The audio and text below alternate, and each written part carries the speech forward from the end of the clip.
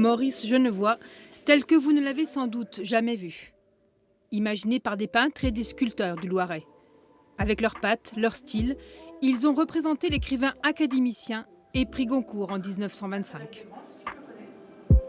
J'ai voulu montrer un Maurice Genevoix dans la plénitude de son âge, avec la suggestion de ses habits d'académicien, mais surtout, ce que j'ai voulu représenter, c'était la vie intérieure de Maurice Genevoix, qui était très riche, au travers de 3 autoportraits, et notamment ceux de 14, donc cette scène de guerre avec ses soldats, la Grande Harde avec le cerf rouge, et puis Raboliau dans sa forêt.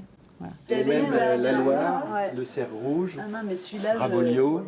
Ces artistes n'ont pas forcément rencontré Maurice Genevoix. Ils connaissent son œuvre, savent qu'il a vécu et travaillé ici, dans le Loiret. L'artiste peintre Bulle Derouette l'a représenté à sa façon, tout en couleur. C'était quelqu'un qui aimait vraiment la Loire, qui est un amoureux de la Loire. Et moi aussi, je cours beaucoup, j'adore aller me balader en bord de Loire. Donc j'ai imaginé que j'avais Maurice en face de moi, que je lui donnais ma carte de visite. Voilà, ça fait un peu partie d'une série que j'ai fait qui s'appelle Fantasme, où je donne une carte de visite à des gens décédés que j'aurais aimé rencontrer.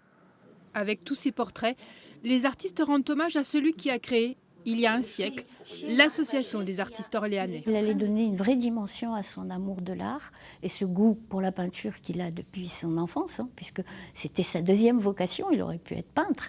Et aussi ce goût de l'amitié, parce qu'il avait énormément d'amis artistes et peintres. Après le cauchemar de la Première Guerre mondiale, s'occuper des artistes a permis à Maurice Genevoix de reprendre pied dans la vie.